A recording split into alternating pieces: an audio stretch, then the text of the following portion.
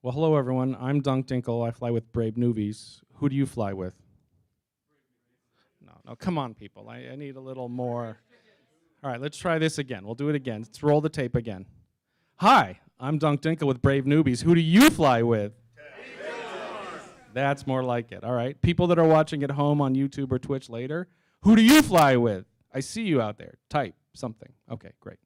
All right. So with that done, let's get into what this is all about. I'm going to start with a slide I started with last year. This is kind of part 2 of a presentation I gave last year. This is what I start with, something that people don't like to think about a lot, or maybe they just don't think about it, is that when things go wrong in EVE at the big level, it's almost never you lost a battle. It's almost never you lost a ship. It's almost never something that we consider a victory in the game. It's morale. And I'm going to tell you 2 quick stories. First story is ULAX. So some of you might have been there. The Legacy Coalition had been getting its head kicked in for a couple of months, rolling back. We'd lost several keep stars up to this point. And the Winter Coalition and their friends from the north were just stomping us. And the morale was pretty low at that time. And people were concerned, like, if we lose this fight we're going to have in ULAX, that's it. We're going to get kicked out of the south and there's nowhere for us to go. This was bad news. So the fight happens, and we lost the Keep Star, right? We lost the objective. The Keep Star was killed by the bad guys. But because of what happened the day after, when we camped in the enemy Super and Titan fleet for like 5 days, it went from being the loss of this valuable, important structure to a huge morale boost and a humiliating defeat for our enemy. Now remember, we lost the Keep Star. Like, that just evaporated. That fight effectively ended the war, and it changed the meta of the game of how people fought. But we lost. We lost the Keep Star. This fight, or not fight, happened just a few weeks ago in 03 TAC 4, where Winterco had their main staging Keep Star in Deterid. And Legacy Coalition and Winter Coalition had been fighting for about 6 months on a daily basis. For all this talk of stagnation in EVE, the entire south of the map was fighting every day over stuff, right? Some of you were there. And so through a long series of events, this Keep Star here gets reinforced. And they're going to go into the armor timer. And so the Legacy Coalition says, hey, let's have some fun and assemble and rally the troops. Well, maybe we can kill this thing. That would be awesome. And on the Winter Coalition side, they're like, this is it. We have to stand up to this. Bring everything you have. Log in every alt, every Titan, everything you have. We are going to defend. We're going to fight here. And they did. They showed up, and there were 200 Titans, which I think are this blob here. They brought 200 Titans to the fight. And the Legacy Coalition said, we can't fight that, right? And then Legacy had a smart idea, tactical idea, and at the time that this was being repaired, they sent out Intosis fleets, and 15 iHubs got flipped in 1 hour, okay? And the Winter Coalition leadership is faced with an impossible choice. Do we stay and defend the Keep Star, or do we leave and go try and stop all this Intosising? Because if they get 15 iHubs reinforced, we're not going to be able to match that again, right? So they defended the Keep Star, all right?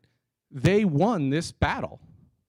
03 TAC, the not battle, they showed up in an overwhelming Titan force. They won. They didn't lose a thing. They didn't lose a single ship in this system. But after this day, the war was effectively over. And why? Because Winterco realized they could not rally their people after pumping them up to such heights to do all this stuff, to then go try and defend 15 iHubs that are going to come out within an hour, hour and a half of each other. It's an impossible task. And the war was over. So the war was over in these 2 cases about morale. The morale of losing a Keep Star and the morale of keeping a Keep Star going completely opposite. So this is what my talk is about. I'll go over last year's presentation. There were 3 things I talked about there. They're fairly simple things. That's me. They put me on the big stage last there with this plexiglass podium. That's awesome.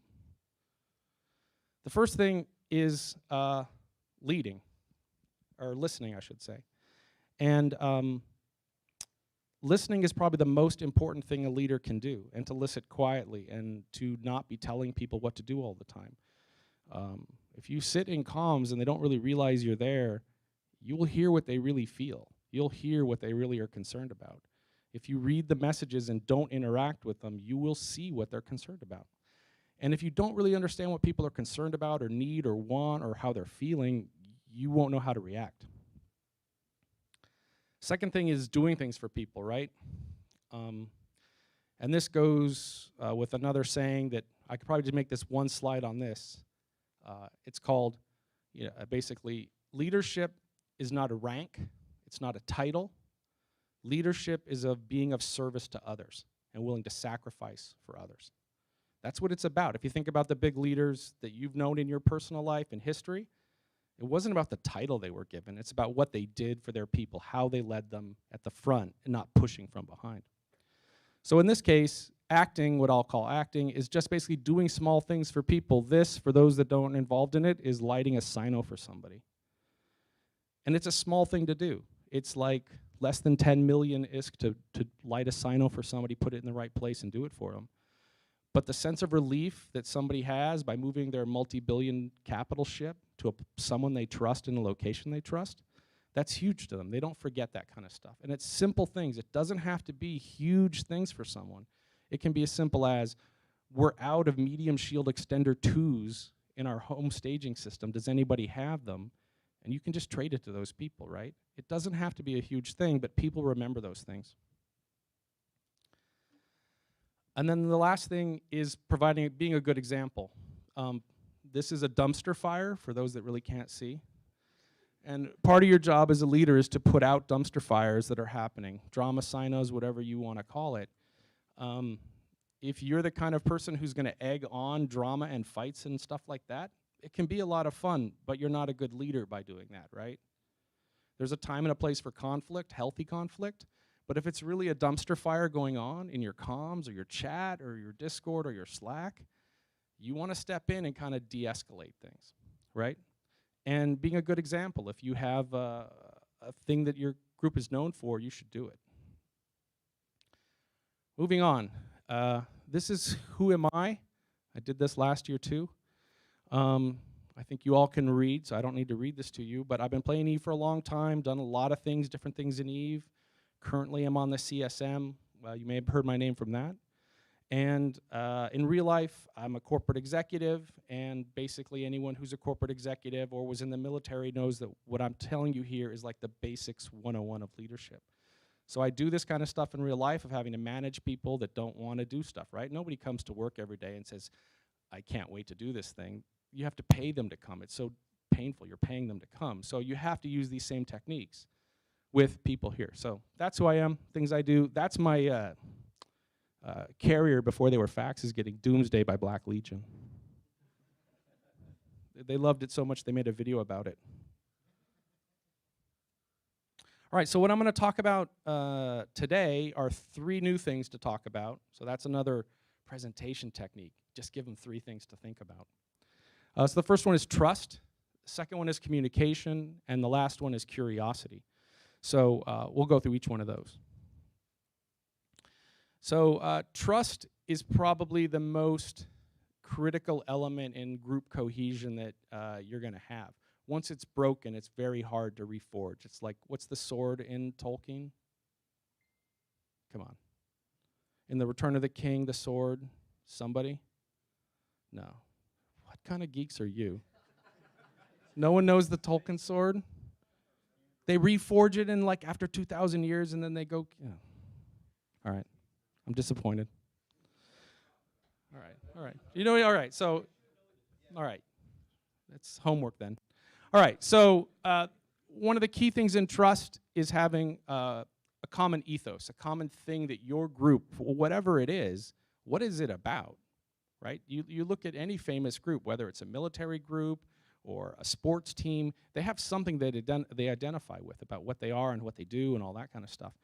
I'm in part of Brave, and you'll see on most of the swag we do, most of the things, most of the communications, when I make videos and put them out on the internet, some of you have seen them before, you'll hear me say these three things over and over and over.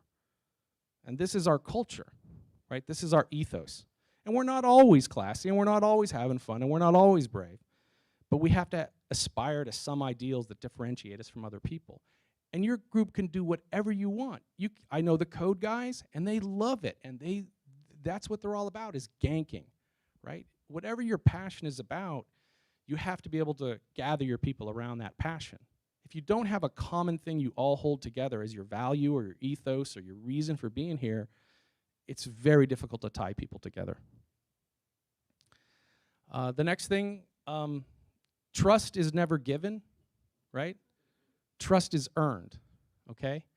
Just because someone is made in charge, just because someone is given the title FC, doesn't mean you trust them. You trust them after you've been on a couple fleets and they treated you right, and it was fun. Even if you all got wiped out, how did it make you feel when you were on that flight? And then that trust slowly builds up in time. And then one day they'll say, I need to go do a thing. We need a thing, it's called the Doing Things Fleet, and I need you to get in and not ask questions, right? Because no one needs to know you're gonna move 4 freighters through 2 regions full of fuel blocks and ozone, right? That'd be too tempting of a target for some bad guys. But you can do it if you've built up the trust in people, that they believe that I have been with this person before, I understand, they won't screw me over, this won't be stupid. And when we finished the fleet of moving 4 freighters through 2 regions, everyone felt very good about themselves because they had been of service to an even wider group. They were moving alliance-level stuff around. They didn't even know it, but when it was revealed to them in the end, they felt good that they had been of service to others. And then another key thing is sharing power. In our group, anybody can lead a fleet. You don't have to be an official FC. Anybody can do whatever they want pretty much, right? You can't break our rules, don't shoot blues, you know, that kind of stuff. But just making someone the boss of the fleet and saying, you take it out, you do it. And if you're wealthy enough, you can say, I'll refresh all your SRP. You're taking out a bunch of Talwars? Great. Here's a few $100 million. Go have fun. I don't care if you whelp them, right? And even you just give a new FC who's super nervous, right? They got the shakes and they're all nervous about doing it. And you give them 20 fitted ship and say, go blow them up. I trust you. Go have fun. Go lead these people. And you're putting trust in them, and then they in turn have trust in you, and then it's a virtuous cycle, as they would say. The next thing we'll talk about is something that some groups do really well, and some groups are horrible at this. So rumors are the stock and trade of EVE Online and tinfoil. I don't know if you can see it here. This is someone saying in Slack that I'm a weeb, which I guess means I like anime. Is that true? All right. So I'm beyond your classifications, right? So you have to address rumors right away. Now, I'm using a jokey thing here, but real rumors do get started that can destroy entire groups. It destroys cohesion, it destroys trust, and all that stuff. And even if it's bad news, even if the rumor is true, you're 100% better confirming, like, yeah, that did happen. That person did leave. You know, in our case, our capital FC, our main FC that led all of our capitals, was a spy for our most terrible enemy for a year, right? And so we had to admit that and tell everyone this is what happened, and it sucks. And I really like that guy, and now he's working for the bad guys, and he screwed us over on all these fights, and it sucks, and we look like suckers. But if you're not able to do that, you're not authentic, which is the next thing to talk about, right? I'm an old guy, and I get cranky, so they made a special mumble channel for me called Cranky Old Blokes, right? But that's who I am, and I can get cranky. Most of the time I'm pretty nice to people, but I think probably some of the brave people here know there's been angry dunk times. But they know what's going on with me. Like, I'm not faking it, and if you are talking to people and you don't believe it, people will know. Humans are the best bullshit detectors on the planet. Like, we're trained from an early age to just the way someone looks in their eyes, you can tell whether they're lying or not. The tone of their voice, do they pause when they talk? All those things, you don't even think about it, but you do it all the time. And if you try and pull the wool over people's eyes about what's actually going on, if you're inauthentic, if you're trying to be happy when you're sad, people will go, I don't care what he's saying. That's not, something's wrong, right? You can't have that. And the last thing is, in this communication, is specifics and being able to give people detailed things, not hand waving. People don't like hand waving. You know, there's only so long you can like, rah, rah, we're the best, everything's awesome, right? This little thing here I made when we were getting kicked out of our time in catch. It was a terrible time, very frustrating. And people wanted to pretend like it wasn't happening. So I would do these do's and don'ts where I gave them clear, this is what you need to do. What is it? Don't pretend like this doesn't suck. Like, you have to be clear with people. I'm telling them exactly what to do. Evac, place a jump clone, join the fleet, you know. If you're not specific on telling what to people to do, especially in a crisis situation, they will panic and they will do the wrong thing. So even if you don't have a great answer of what to do, you're better off saying, do this. This will help. Do something. And so you see a lot of groups, what's called a fail-scade. And what happens is they don't follow these things. Fail-scades are almost always failures of morale, turning into rumors that get unchecked. People lose trust. They don't know what to do. And it all falls apart in like one day. Like, you've seen it. It happens in real time on Reddit, right? You're just watching these things not happen. And that's how things fall apart.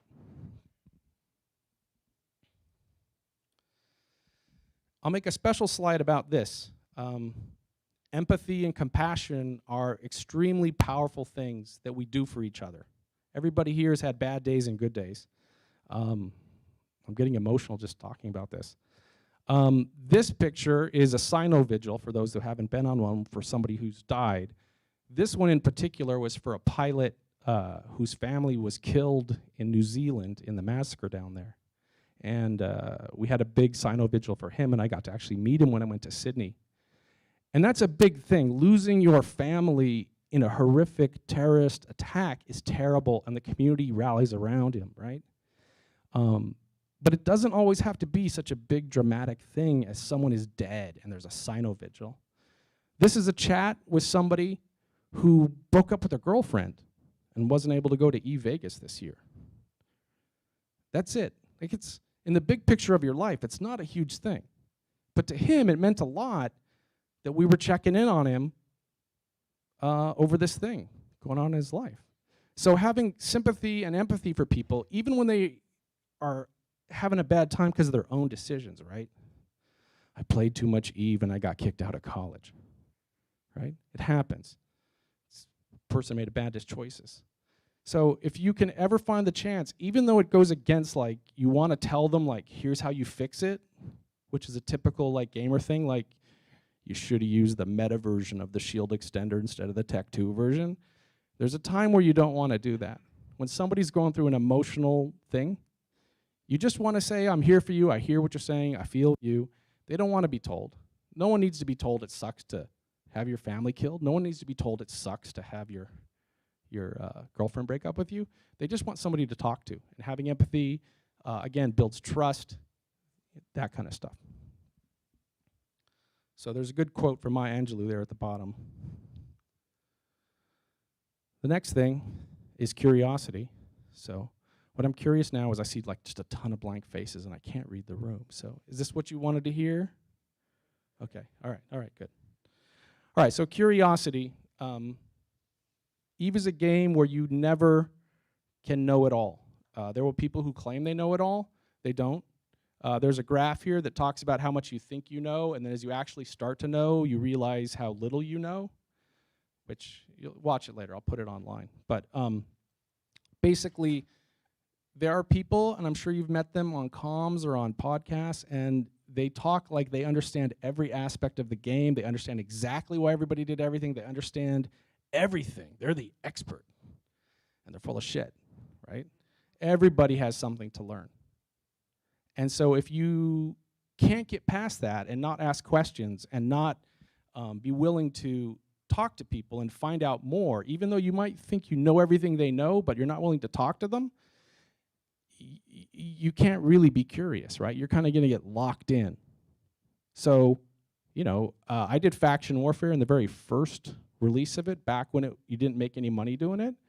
And we beat the Galactic, we got a little badge, it was awesome. That's the last time I did it, maybe 2009. So now I'm on the CSM and I got to know about faction warfare. And I'm like, I'm a captain in the Kadari militia and I beat the Galente, so I know everything I need to know. Well, turns out things have changed in faction warfare since I did it. So I had to go to the faction warfare people and say, what's up with this? What's up with this blockade thing? What? And if I had just listened to what I had heard on podcasts, I would think that everybody agrees that this mission blockade thing is awesome and great and everybody loves it. But half a dozen people like, this is stupid. Here's why. Right? And so I had to be curious about why. And I didn't take an opinion on it, but you have to ask questions even though you think you know something, right? I think I've built a lot of structures. I've built like 200 structures in the game. You people like Athenors. You really like Athenors. And I think I know a lot about that, but then just yesterday I met a guy from, is it Theron? I can't remember. And he had a whole different way that he did things that was very different than mine. And I was like, holy shit, what else don't I know? So again, with a virtuous circle, if you're asking questions to someone to find out something and you show respect to them that they have knowledge and they have experience, that's again a building trust thing that you're doing with people.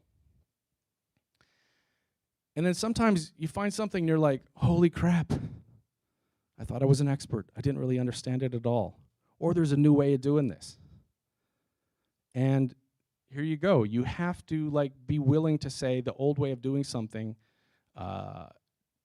it can be improved upon. It doesn't have to be, I'm stuck doing the same way. And you'll find this in EVE a lot. There are people that get very, very comfortable with this is the way things work. And this is what I like to do, and this is exactly how I do it time after time. And then something changes, and they freak out. They can't, you've upset their apple cart. And if you get into that mindset, you really can't lead people because then you're so frustrated. Right? There's going to be, you guys, if you went to CCP Rise's talk, he talked about all these changes he's planning to do, and I guarantee you there are people on the internets that are just bonkers crazy over this. Right? I'm scared to look at Reddit till I get home. But we've been blowing up ships for 15 years or whatever it is. We're going to continue to blow up ships. It's all going to continue to happen. We got to adapt to new ways of doing things. People don't really like that, right? But if you're going to lead, you have to be able to say, so they're making the combat interceptors and the Jaguars going to get nerfed, and okay, what does that mean for us? Where's our opportunity? Are we going to get rich making these new interceptors? What do we need? You have to embrace the future and embrace new things if you're leading. Because otherwise, if you as a leader are dejected and frustrated and pissed off, and for a long time, it affects your whole group, and they're like, I don't want to go hang out with Mr. Sad Sack, right? They're like, I'm going to go where somebody's having fun. So I don't know where I am on the time, but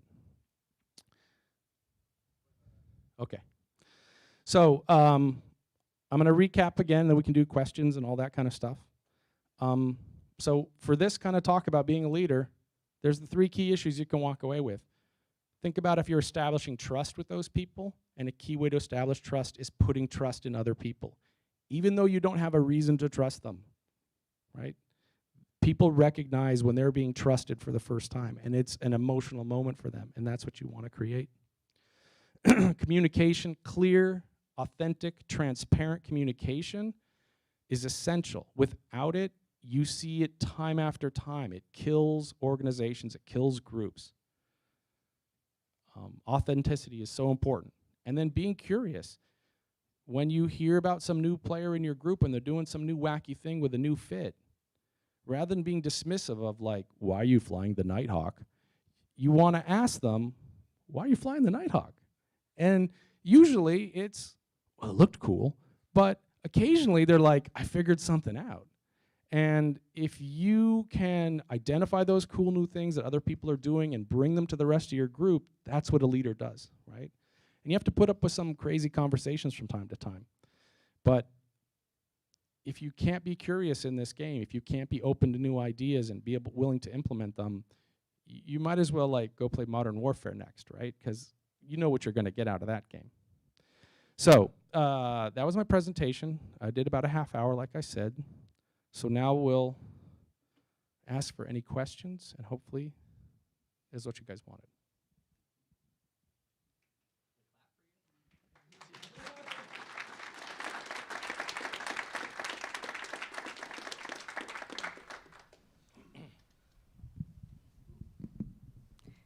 A question regarding the trust. So, obviously you want to be able to empower players by trusting them.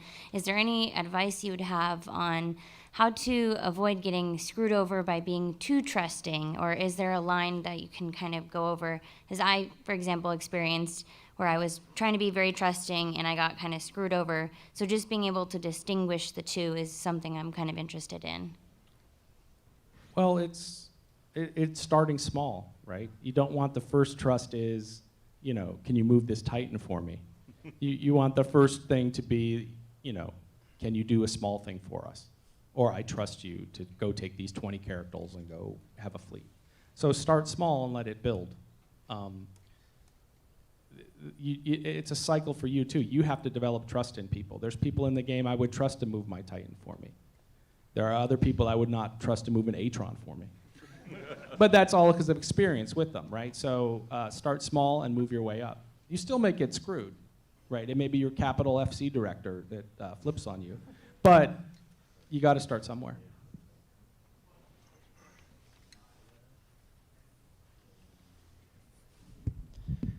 Do you have any good communication techniques or tips, maybe techniques that you've utilized that you find are particularly valuable or particularly effective versus others that, aren't so much? I think it's very specific to who you are as a person, right? I'm on that extroverted scale. I'm like way over on the E side. So I'll like make videos in my living or my dining room where some of you have seen my videos where I'm doing all kinds of stupid stuff and I'm completely comfortable looking like a jackass doing it, right? You've seen the videos. Oh, there's me in my dining room doing shots with asking CCP for salvage drones here. My wife's sitting over here going like, oh my God, I can't believe I married such a geek, right? That works for me. It's not going to work for everybody.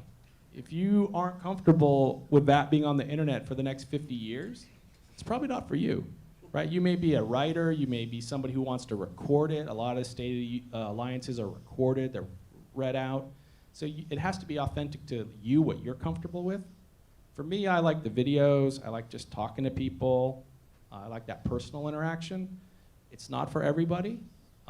Some people are really good writers, some people like make diagrams. In our group, there's very complicated diagrams where you're supposed to put all your ships, right? And it's good communication to do that. But everybody's comfortable with what they're comfortable with. So try a lot of things and see what you like.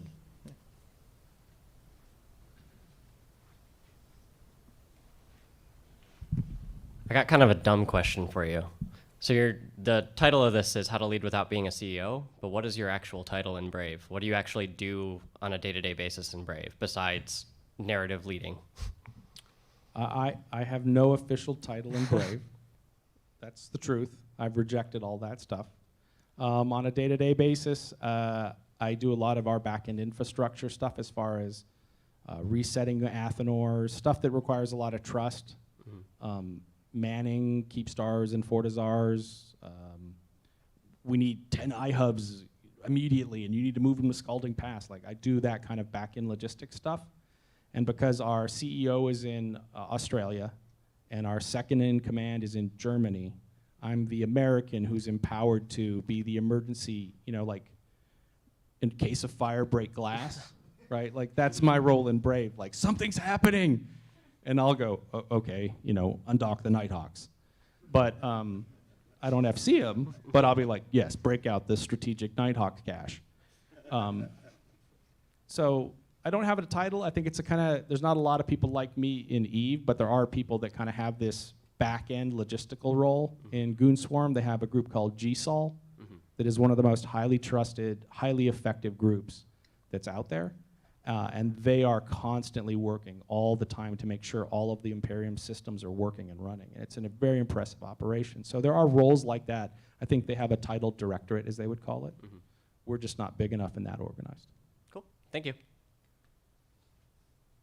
Anything else? Can I go relax and drink? What's that? Why reject the rules? Well, I go to work. Well, I have roles in the game, right? Like I can do things because that you click on buttons. But as far as a title, the truth is I don't want to be in charge, right? I go to work every day and I go to an office and I have a staff and I have to go to meetings and I have to deal with other vice presidents and all that stuff. And they pay me to do that, so I do it. I don't want to do that in my spare time. I don't want to be in charge, right? So I'm happy to help and I help when I can, but like while I'm here at Vegas, I said, I'm not laying any sinos while I'm in Vegas. You're on your own, right? I'm not resetting the moons while I'm in Vegas. So I don't want to feel extra pressure. I already feel enough kind of internal pressure to help people out and do things. To have the official title for me personally is like just that step too far. So. What's that?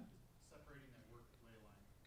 Yeah, look, I don't want to be so on the hook. Like to be an alliance CEO and engage in all the meta discussion about coalition stuff and all that stuff, it's a lot of goddamn work. The last thing I want is trying to debate, you know, who are we going to blue or who are we going to fight. I don't like that part of the game. I was going to see if you think it's beneficial to ever get like a gaming mentor, so to speak, for someone to kind of show you the ropes. And if so, how does one go about that, finding someone to suit them, because everyone learns differently?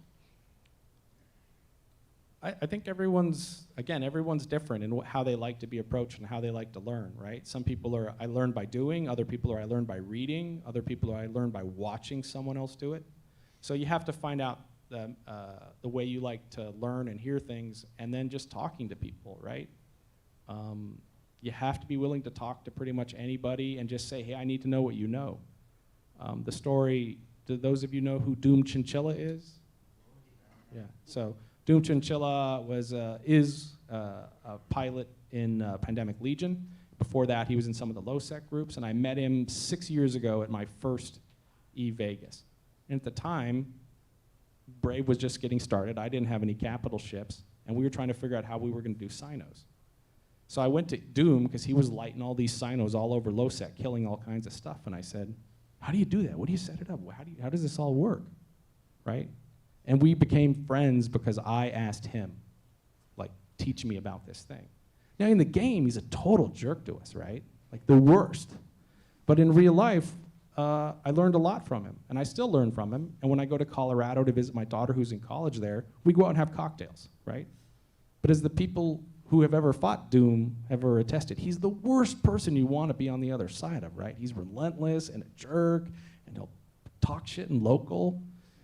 But I still learned a lot of stuff from him, right? And so you have to be willing to kind of see through all that kind of thing. I don't know if that answered it directly, but. And I guess one last question: who's someone you are inspired by, or who is a leader that you find inspiring? It could be in game or out of game. Sure. The question was, who's a leader I find inspiring? Well, there's a lot of different people in the game that I have a lot of respect and inspired by for different reasons. So I'll just give one example, right? So some of you know who Elise Randolph is. He was the leader of Pandemic Legion. He's kind of semi-retired from leadership, but he still likes to shoot things. And Elise, I met him a long time ago too at these kind of events. And Elise always was smiling, right? He's always, I'm having fun. It's all good. And he was calm under pressure, and he could take any question from anyone, and he was just, you could feel this chill just radiating off of him at all the time. And I said, Dunk, you gotta be chill. You can't be the cranky old bloke all the time. So when I think of staying calm, for me, it's like, what would Elise do in this situation? So, if that helps. I had a question for you. I perform a similar role in my group, both the one I'm in now and the one I was in before, to not a lot of official title, but just kind of running things behind the scenes. And this might be a more meta-level question than you are prepared to answer, but do you think it is a valuable thing to have kind of like a face, somebody who is always, this is the person who's in charge. This is the person that you actually have to answer to and you actually like recognize either in a title form or because they're famous on YouTube or whatever. Is that an efficient way to do things, or is that just more of like a natural thing that happens in corps? Well, what you're talking about are kind of two things. We would call it hard power and soft power, right? Hard power is rank and title and actual authority to do something. And that's what CEOs and FCs, and they're empowered with that hard power. I can click this button and you're out. I'll kick you out, I'll commissar your type, right? Hard power. And then there's soft power. And soft power is what I do, right?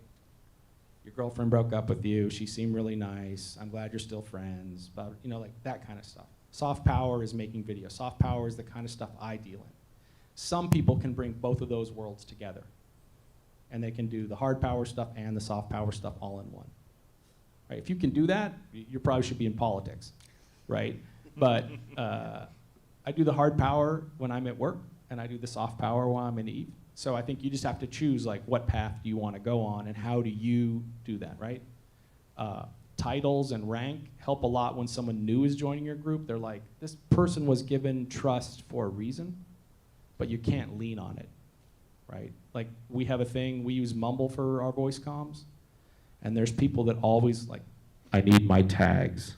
Put the tags that I'm a skirmish FC. I need the tags. And they won't shut up, right? Let me go back to this thing.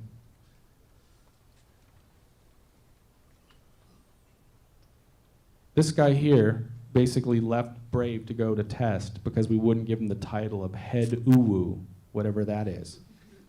Right? It was very important to him that his mumble tag said head uwu. We give him back. What? Yeah. We give him back. It's too late.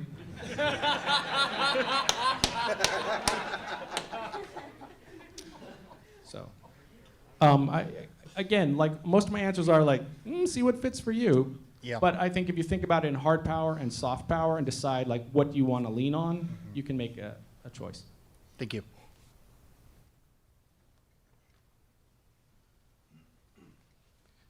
You kind of put the description on there that I was looking for hard power and soft power because I'm used to that in the real world and in game. I've actually probably gonna get in trouble for saying this, but I keep getting promoted every time I miss a meeting. So yeah, because of the level of trust there that they have with me, they're like, this is the perfect guy for that. And so on and so forth. Trust leads to my position within my corporation. Where do you see the level of success between hard power and soft power? Where do you see people burn out more? People burn out when they're not having fun. Right? It's true. It's like anything in life. You burn out when you're not having fun. As stupid as it sounds, I'm very much excited to build my 200th Athanor. It sounds like the geekiest like achievement, but like I'm stoked, man. Like, come on, when are we gonna rent some more moons that I can sell some Athanors, right? But that's my personal what I have fun doing. When people are doing a task and it's not fun anymore and it feels like drudgery and unfun, like you've passed that boundaries, right? Mm-hmm. Right? And anyone who's been through like therapy, like with a psychiatrist or a psychologist, they talk a lot about boundaries, human boundaries. Like, what are you comfortable with? Are you comfortable with that? Can you keep your boundaries up and not let that person say mean things to you, even though they're your mother-in-law or your, sister or brother? Mm-hmm. Same thing in Eve. We're just humans. We're all humans here. And if the boundaries, you're letting them push your boundaries and pushing you to do things you really don't want to do, you have to maintain those boundaries, or it becomes painful and not unfun, and then you're like, let's go play Borderlands. Been playing a lot of Borderlands lately. Yeah. Borderlands 3, awesome. So the hard power aspect of it, how would you word it to someone that is hard power? They want things to be their way. They're like leadership talked, and it was literally just that person making a decision. How would you convey to that person that we still need to have fun? That's my only question for you. Again, I think you have to be willing to say it, right? Like, it should be fun, man. I want to log in and be challenged, and I want to get the shakes, and I want to do fun stuff. But what you're talking about doesn't seem like a lot of fun. And I'm not the only one that feels this way, because you're not. You're never the only one who, feels that way. So I think, again, being a little bit of honesty, but again, if your leader's not doing things you like, go find another leader, go find another group, right? It sounds rough, but Eve is something we don't get in our daily lives a lot, right? We get to go choose our tribe whenever we feel like it. You don't often get to re-choose your family very easy. You don't get to re-choose the people you work with very easily. But in Eve, you can be like Vaz and say, I want to be head uwu, and go join another group. Does that help? Yeah. Are we wrapping up? Oh, 10 minutes, okay. Any other questions? Yeah, I know, you're in trouble now. 5 minutes. 7 minutes. As you mentioned with Brave, anyone can lead a fleet, anyone can do that. I've been trying to take that role a lot in my corporation. Do you have any suggestions for getting people interested when you're not well known for leading that sort of content, to get people to show up, get people want to go on those roams, that sort of thing? Free ships helps. Wacky titles helps. Like something that seems outside of the ordinary. Like if you just say, we're roaming, we hope to find a fight, but we may not find it, it may be boring and dull. Like no one wants to go on that fleet. Like, people want to go on like quantum supremacy fleet, and then they'll join just to find out what you're talking about. But it doesn't have to do with quantum supremacy. It's just anything that can seem out of the ordinary, get people interested, because people are often just sitting there spinning their ship in the station, waiting for something to do.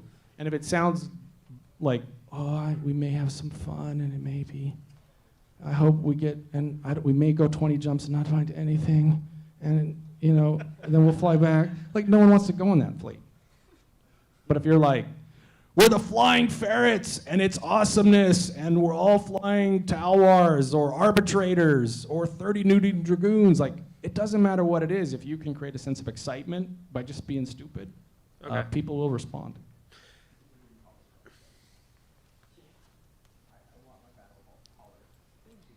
When it comes to too many chiefs and not enough Indians, how do you politely tell people who are not supposed to be taking on leadership roles to kind of step back a little bit without demotivating them if they potentially could be, future managers, future leaders?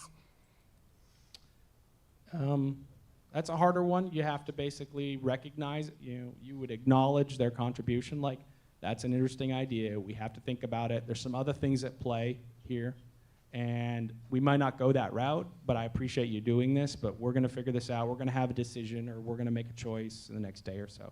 So you want to acknowledge that they've participated, thank them, and then tell them you're still in charge and you're still making the decision, right? Because you're dismissing them a little bit, but you're kind of like, you're not real fun at this party, so out you go, right? Anything else, or should we wrap it up? All right. Thank you all for coming, putting up with my random ideas. Have a good rest of Vegas.